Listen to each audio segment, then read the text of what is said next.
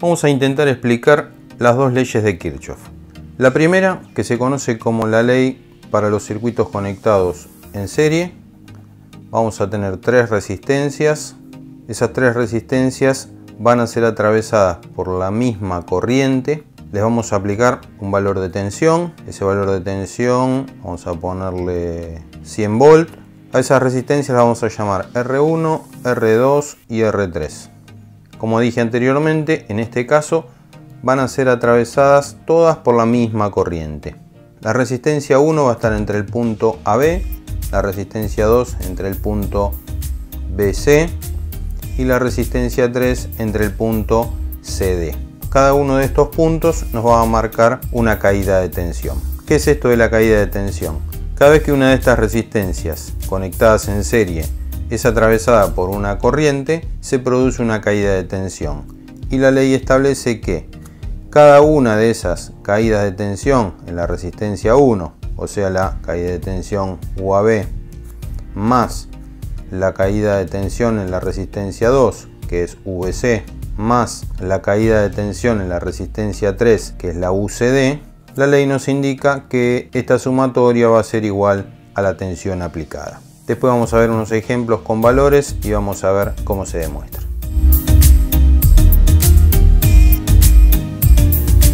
Vamos a darle el mismo valor, 100 volt. Supongamos que a las resistencias les vamos a dar un valor a R1 de 10 ohm, R2 20 ohm y R3 30 ohm. Teniendo estos valores, vamos a hacer el cálculo. Lo primero que tenemos que averiguar para poder calcular la I total por ley de Ohm va a ser igual a la tensión aplicada sobre la resistencia total. En este caso nos estaría faltando averiguar la resistencia total. R total va a ser igual a R1 más R2 más R3. ¿Por qué se suman? Porque en este caso cada una de las resistencias se opone al paso de la corriente.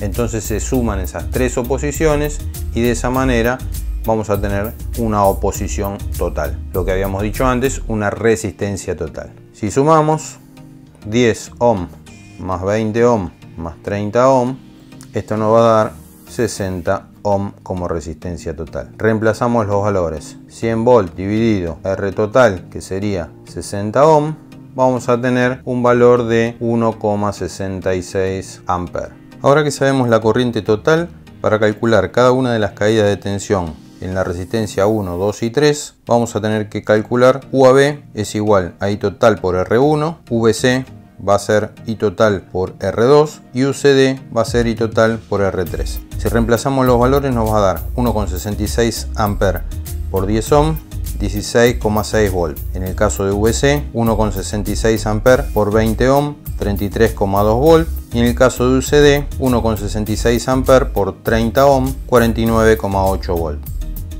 Para poder verificar la ley, ahora tenemos que sumar la caída de tensión UAB más VC más UCD y esto nos va a dar la tensión aplicada. Reemplazamos valores, 16,6 volt más 33,2 volt más 49,8 volt nos da un total de 99,66. Es aproximadamente los 100 volt por el error en los redondeos de las cuentas. Para la segunda ley, esta ley habla para los circuitos conectados en paralelo. Si tenemos dos resistencias en donde le voy a aplicar una tensión, la misma tensión a cada una de ellas, vamos a ver que en el punto donde se juntan, en el nudo o el nodo donde se juntan, vamos a observar que la corriente que sale de la fuente de alimentación, vamos a ver que esa fuente de alimentación va a alimentar los dos extremos de las dos resistencias, vamos a llamarla R1 y R2. En cada uno de esos puntos vamos a observar que la corriente se divide. La I total, que es la que sale de la fuente, se va a dividir en I1 y en I2. La ley que nos indica la sumatoria de las corrientes que entran a un punto, en este caso I total, va a ser igual a la sumatoria de las corrientes que salen de dicho punto. Sería I1 más I2. Vamos a ponerle valores también y vamos a demostrar qué es lo que sucede.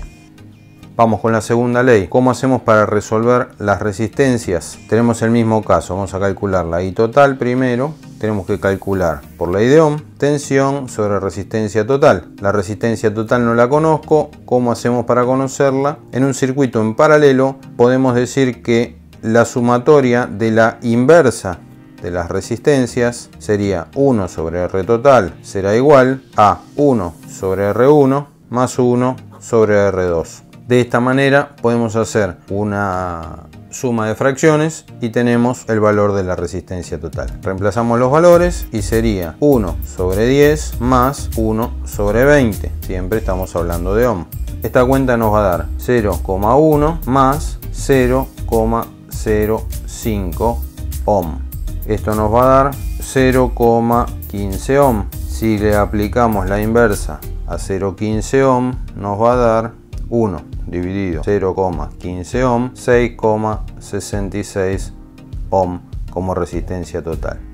Una vez que tenemos este valor, tenemos 100 volt aplicando la ley de Ohm, dividido 6,66, esta cuenta nos va a dar el valor de la I total. 100 dividido 6,66 nos va a dar una corriente total de 15,01 amperes. Esto ahora nos va a servir para lo siguiente. Vamos a calcular las corrientes parciales. I1 va a ser igual a la tensión aplicada, porque va directamente conectada a la fuente, dividido R1, y la I2 va a ser tensión sobre R2. Tensión son 100 volt, dividido resistencia 1, que va a valer 10 ohm, y por otro lado 100 volt dividido 20 ohm. Si simplificamos 100 con 10 nos queda 10 amperes, y por otro lado nos va a quedar 10 dividido 2, 5. 10 amperes más 5 amperes, las corrientes parciales, nos va a dar la corriente total.